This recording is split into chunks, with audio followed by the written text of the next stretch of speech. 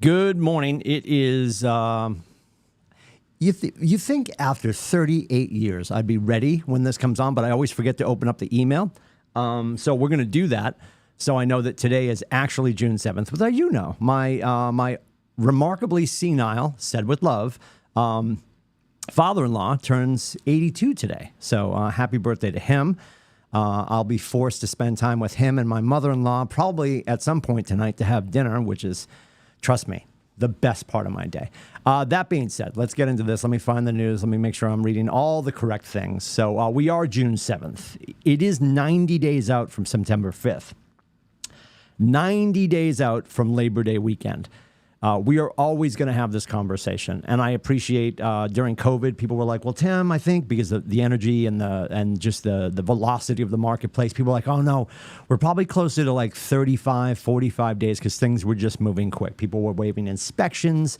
People were waiving appraisals. People were showing up with cash, credit cards, whatever. We were just shoving stuff through.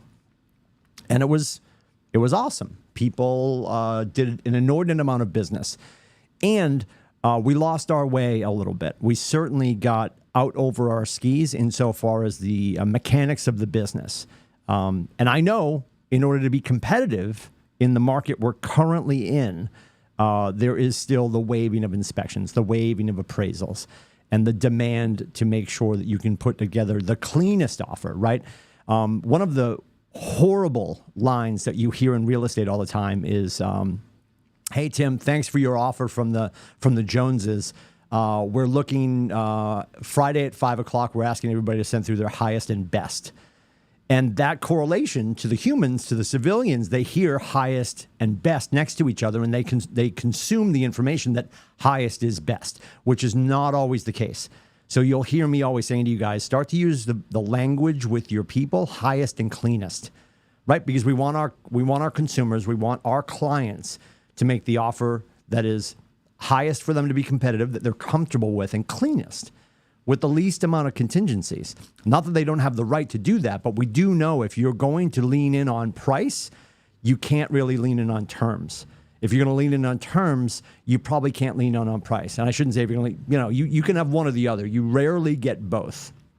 So that being said, as we are moving so quickly and understanding that, we always discuss 90 days because if you're sitting at a kitchen table, once you get them launched and loaded into the internet and you start to have some showings and maybe some price improvements, it's about 45 days to find your buyer, and then the traditional buyer that's getting funded is probably about another 45 days. It's a safe bet that today, being June 7th, is looking at September 5th for your opportunity to be at a closing table. That's why we're never going to divorce ourselves from 90 days, no matter what anybody says. It is a good rule of practice in our business to understand it's a 90-day window. That's why we do that. Right under that is the DTD2. It is not a Star Wars character. It is Do the Database 2. It is created by MAPS coach Steve Schluter. There is a great class called Never Ending Referrals, and they built that tool to keep us out of call bias. What do we mean by that? The challenge is when you start to make your calls. Say you're going to join us. You're getting into lead generation today after contracts, or you're going to join us for Fight Club tomorrow, 9 to 11, Tuesdays and Thursdays, KWFightClub.com. Shameless plug. You're welcome. It'll be on the quiz later. When you do that, inherently, we grab the phone and we're just like, you know what? I'm going to make some calls. You know what? I'm going to call Alan Anderson. We start in the A's, or we start to cherry pick who we're going to call, because I know if I call Nathan Dickey, I can talk about being Irish and short and cars and craft beer. It'll be an easy conversation. The DTD2, the Do the Database 2, gives us the two people, the two initials we should call every week, and we do 2 a week for 13 weeks every quarter, to get us through the 26-letter alphabet. Oh, they thought about it. They did. Then, additionally, it gives us V this week. We should be texting our Vs. So that is, if you want to, even though you could go first name or last name, it doesn't really matter. It does, though. Probably better to pick one or the other and go through your last names. So you're calling your P's and L's. So you can call the Prices and the Lindsays. And you can text the Vizcaínos, which is a Italian word for he plays baseball. Is Vizcaíno? I don't know. Maybe it's, I don't know. Doesn't matter. So here we are. We're getting into it. We got contracts today. We're at it every Wednesday. This is protected space. Every Wednesday, 9, 10, and 11 o'clock, no matter what you have your license in. And if you have your license in Massachusetts, in New Hampshire, and in Maine, you should be in all of these today. So Massachusetts starts at 9 o'clock. That is with the great Alice Kabaki. Maine at 10 o'clock with Karen Hamilton. 11 o'clock with JV or Westcott. I don't know who you're going to get. And you've got the best brokers on the planet. I was going to say some of, but that's not right. The best brokers on the planet. Unbelievable access to your brokers on a weekly basis. You have 1 o'clock on Mondays, 1 o'clock on Fridays with Ask the Broker and Essential Forms, bookending the week, and then contracts every Wednesday. So please lean into that. Above and beyond that, Command Contacts Workshop, that's in person, and that is taking place in Portsmouth. And then you've got the Future of Real Estate. That's at 2 o'clock today, and that'll be in the training room here in Portsmouth.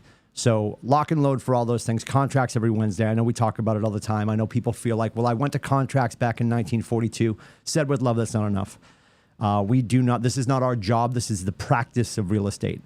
And if we are out of bounds on our understandings with the contracts, then we are ultimately in malpractice, and we don't want to do that. If we're in contracts on a regular basis, there's always something to learn. We're always going through different forms, and the audience changes on a regular basis. So that being said, with the audience always changing, the conversation's going to change, and there's a huge opportunity there to make sure that you're in the conversation and hearing from the best of the best, hearing questions from new people. We've got growing agents who are in the room who are just getting started. This is their freshman year. They might ask something that you don't think about anymore. And maybe that question is getting answered differently based on the change in the contract, and some of the changes in the marketplace. So I know we talk about contracts, and I know people feel like we exhaust the conversation. We can never be in contracts enough. It is so important that we understand that we are empowered by the governors in the states that we serve to use this paperwork to guide our clients and to protect their best interests. Understand our friends, and I use that term loosely, our friends in Concord, when we're speaking of the state of New Hampshire, our friends in Concord, and this paperwork is here to protect the consumer. The commission is in place to protect the consumer. Our governors issue this paperwork to us, practicing real estate agents, and that it is our duty to understand that paperwork and at your very best to be able to translate that and make it make sense for the consumers and your clients with the lights off, upside down. So if you can't recite the contracts in the states in which you serve, blindfolded, standing on your head, you probably haven't been to contracts enough. I know that sounds like a completely ridiculous ask. My point being, there's never too much time in a contracts class. Never. And I say this in defense of all of your greatness, right? Because I feel like I'll get to contracts, or I'll start to worry about contracts when I get to that point in the transaction. And the readiness, right? We always talk about KW is that we are a teaching hospital. And the great Diana Kokoska, MAPS coach from years ago, the woman who originally wrote Bold, coming to New Hampshire in August, by the way, more on that soon. She talks about all the time that we shouldn't be treating our clients as cadavers, right? We want to use scripts practice. We want to use Fight Club. We want to use contracts to do the dirty work, to get our feet wet, to get our hands dirty, to understand the mechanics of the business. So when we're sitting with our clients or a consumer who's about to become our client, they feel that they are in the best hands possible. Our concern is we want to look good and be right. Their concern is they want to feel heard and cared for. That is our job. That's what it boils down to. So if you're tired of hearing me talk about contracts, you should probably find somewhere else to live, because we're never going to stop talking about the importance of contracts. So I look forward to seeing you in the room at kellertv.com at 9 o'clock for Massachusetts, 10 o'clock for Maine, 11 o'clock for New Hampshire. It is not a passing fancy. It is our absolute duty to be in that class, to be as sharp as hell when it gets to the point that you have to meander that conversation through somebody else's brain. We should absolutely know it better than them. rant over. I'm just kidding. I'm pausing the rant for right now, but the rant is always going to continue about contracts. It's so important. And it's in our best interest, and your best interest as a business person. What is this huge packet of paper, you asked? I'm glad you asked. It is what's happening next Tuesday. And this is only the teacher's file. Quantum Leap, which was written by Gary Keller. You'll hear me talk about it, and I will refer to it as Gary's love letter to real estate. And here's why I say that. This is, somebody just asked me today, hey, I've got an agent at another brokerage, and I know this month, Timmy, you're delivering Quantum Leap next Tuesday, the 13th, full-day class in Portsmouth. We will feed you. And we're also delivering Halftime Business Planning Clinic Thursday, the 29th, here in Portsmouth, full-day training. Which one should I invite them to? And I'm like, well, you got to ask yourself, do they need to focus on their self, their life, and how they're putting themselves together and bigger, deeper questions outside of business? Or do they need the nuts and bolts of business planning? And I would argue, if they have time, if you have time, please join us for both. I've always said Business Planning Clinic is probably my favorite class to teach, but this is the class that probably made me understand that KW is different than most, for sure. Beyond a shadow of a doubt, different than most. So this is how the class starts, just so you understand. So bear with me. I do not have this memorized. This is when I say Gary's love letter to real estate, this is what I'm talking about. So this is how the class starts. By Gary Keller. This is my life. I am. I will forever be. I am of this world. I'm beyond this world. I listen, but sometimes I can't hear. I talk, but sometimes no one listens. I then realized that the secret of life is not in holding on, but in letting go. I know to be up, I must be down. To come out, I must go in. To know life, I must know death. To know happiness, I must know sadness. To know joy, I must know sorrow. I can walk or I can run. I can sing or I can shout. This is my life. In the constants, I can hear the stillness and now see life for the first time. I see no beginning. I sense no end. I know to finish, I must start. To have yes, I must hear no. Lead gen. To have wind, I must accept rain. To live in light, I must also live in darkness. I surrender my life to life. I see the contradictions and accept them as wisdom. This is my life. I understand that with wisdom comes ignorance. I understand that with left comes right. I understand that with above comes below. I understand that with hills comes dust.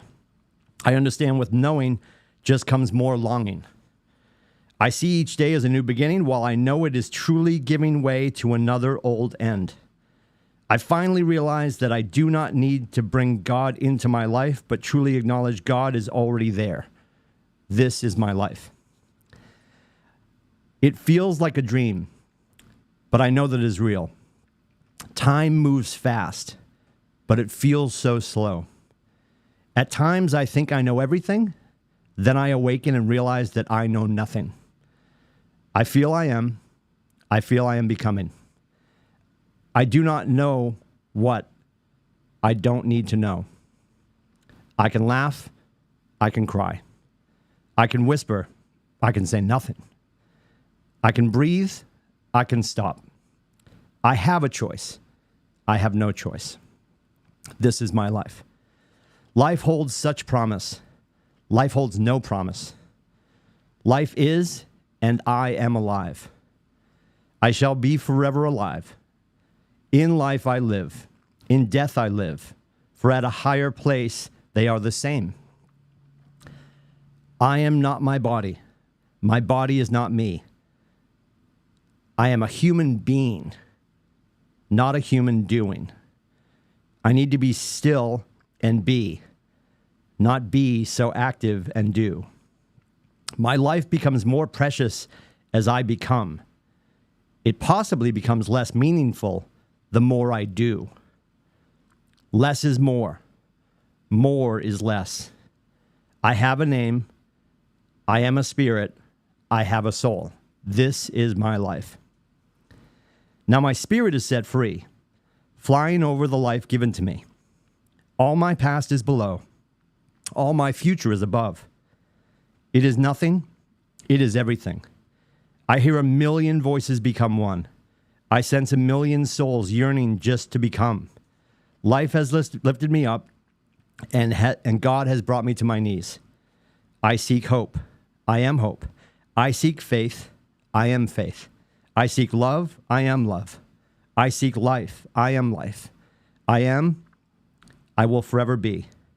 From dust I came, to dust I will go. This is my life. That's how the class starts. Then we get into the rest of it. You'll hear people talk about, and one of the big cruxes in this class is work-life balance. Let's have an honest conversation about that. It is not a thing.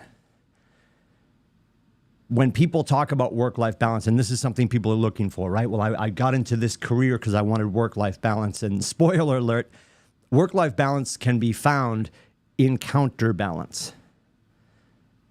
Next Tuesday, and I trust you'll join me. I'm gonna let you know this is one of the most important classes we have at our company.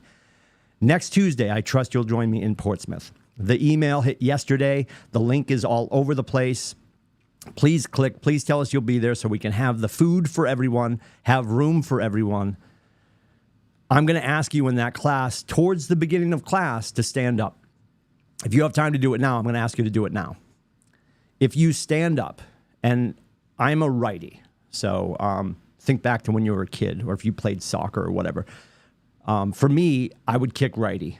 So I don't know which leg you would decide to stand on. If you stand up right now and you stand on one foot, and if you're doing it, ask yourself, am I balancing or am I balanced? You're balancing. Your fast twitch muscles are firing. Your arms might be going back and forth right now. Work-life balance is a lie.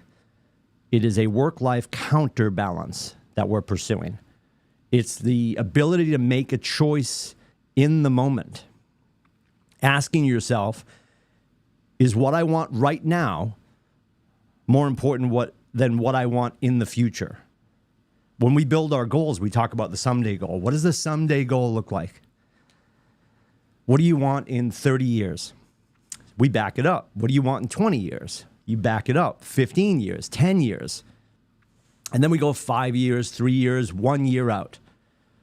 So when you sat in business planning clinic last fall, you said in 2023, by December 35th, 2023, I want to be here. Where are we? That's why we're going to do a halftime for the business planning clinic, so we can get back on track. Wherever you're sitting right now, and we talked today, we said June 7th means September 5th. Ask yourself what your face was doing 90 days ago. The choices you made that day brought you to the reality of this week. If you don't have a closing on Friday, simply go into your calendar and ask yourself, what choices did I make in my work-life counterbalance 90 days ago? And I assure you, we're not going to spend next Tuesday talking about making sure you spend 1,000 hours a day doing lead generation, making sure you spend too many stupid hours at the office, because nobody's going to finish their career or their life and be like, should have been in the office more. It's not going to happen. You have to ask yourself, am I counterbalancing my life? The chart that we're going to go over, it's right here. Stand by. You're going to see this throughout the entire class. We're going to talk about life productivity, personal productivity, business productivity, and financial productivity. We're going to talk about learning, earning, and playing. And what does that mean? Gary's contention is that when we start to grow up, we leave our homes and we go to preschool, kindergarten, K through 8, high school, maybe undergrad, maybe graduate studies. That whole chunk of our life through maybe 18 to 22, you're learning.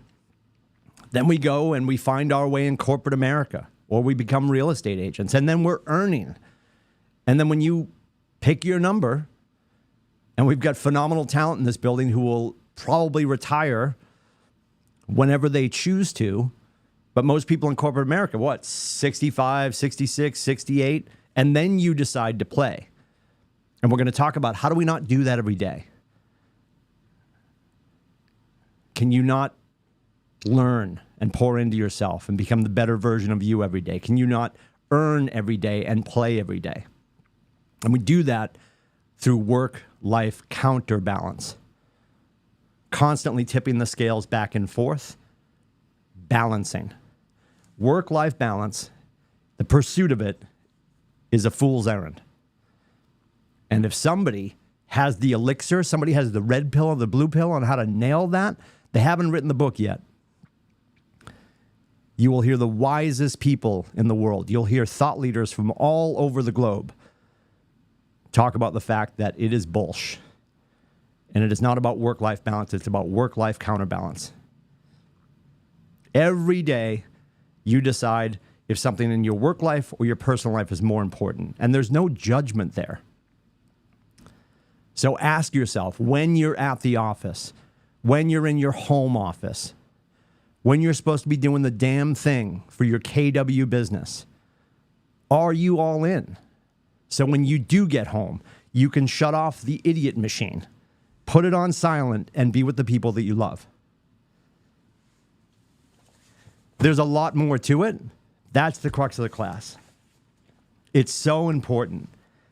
You guys, for the most part, in my conversations with you, tell Zoe and myself and everyone else on our staff, yeah, I was just sick. I know I pick on Bibbity Mutual all the time, but it's fun to say. I was just so sick of Bibbity Mutual. I was sick of TPS reports. I was sick of 8 a.m. to 5 p.m. with an hour lunch that I hated because I couldn't leave the building or whatever the case may be.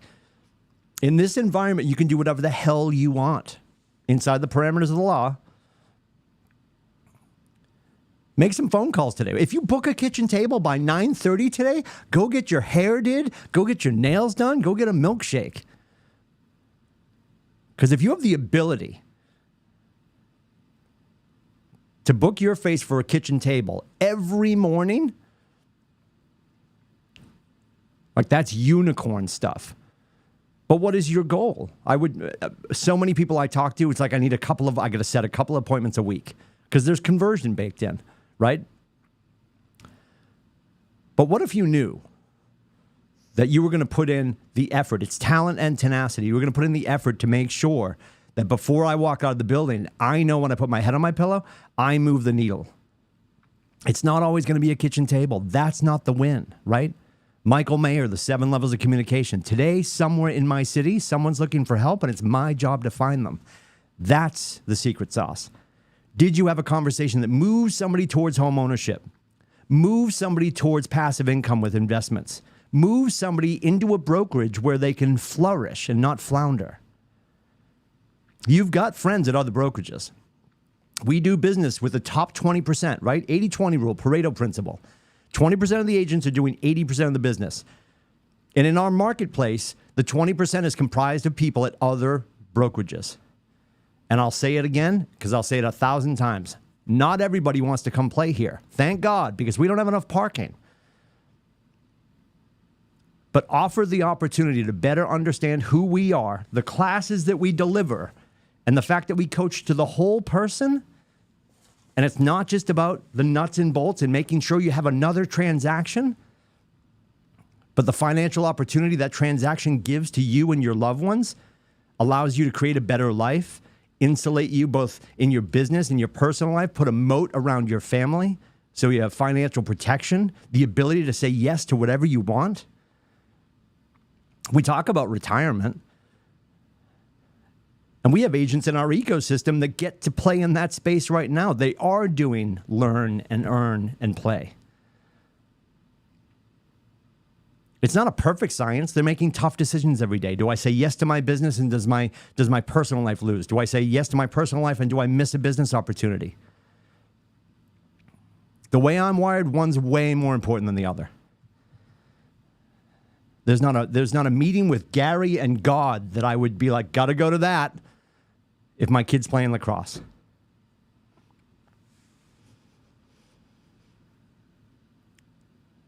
So ask yourself, what do you want this to look like? What was your intention when you got here? Are you off track? And it's funny, I think a whole bunch of people, maybe some of you that have gray hair like I do, you see that, and we think of that ridiculous 80s show, Quantum Leap with Scott Bakula, and people hear the word quantum leap or hear the phrase quantum leap, and you think it's this monumental leap because in that show he time traveled. Quantum leaps are incremental, granular movements. That's what we're doing every day.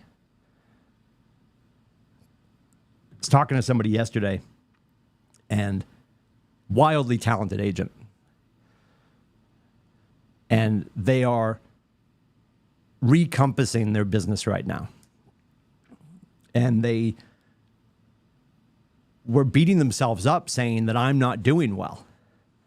And then in conversations with some other people, and then above and beyond that, looking at the top-down report, which you can look at, it's sort of like our scoreboard. You can see everybody in our company and who's where based on the calendar year and their financial year with their cap calendar. And this individual was like, I'm in the top 50, and I was beating myself up. Comparison is the thief of joy. I don't want you to pick an agent in our top-down report and be like, I got to catch them. I don't want you to chase Nate. I don't want you to chase Gary. You have to ask yourself, can I out-hustle yesterday's version of me? Can I be better than I was yesterday? Can I tick it up just a little bit more? The misconception that you got to be X, Y, or Z to be successful in this industry, again, bullshit. Because time on task will beat talent every time. And talent and tenacity married together, head down, heart up, service first, sales second, you can do whatever the hell you want in this industry.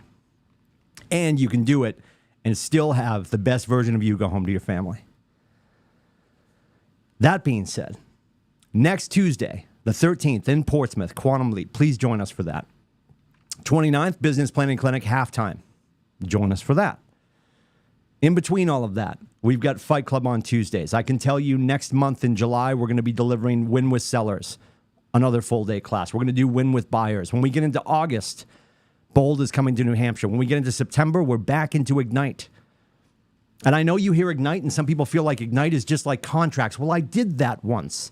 Ignite is for anyone in our ecosystem. Write this down. It'll be on the quiz later. Anyone in our ecosystem who's done 16 or fewer transactions in the last 12 months.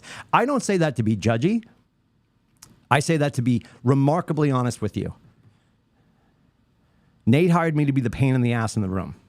You're welcome. Enjoy the show. And Gary wants you to always be in that Ignite room because you should be either learning or teaching. So as you become a capper, as you join our ALC, you'll be asked to start to do that kind of stuff, should you choose to, because it's not everybody's jam. And then in September when we start Ignite, that's going to run September and October because we do it Monday, Wednesday, and Friday. And what else starts in September? If you're a Wiley veteran, you know this. We will start to deliver Business Planning Clinic for 2024. Because we have to start to build a plan for January before October because 90 days is back. October 1st is January 1st. Everything we do here is by design. Everything we do is on purpose. So please join us for these opportunities. If I can help with anything, it's 603-834-2856, or you can book my face at meetwithcoach.com. I adore you. I'm not worried about you. My concern is for the people at home behind you who are subject to the choices you'll make today. So when we're going to be in business, we're going to be doing the damn thing. Let's get it done. Let's get home to our families. They deserve our time way more than this office does, this business does. Let this business work for you. Stop working for this business. Have a great day.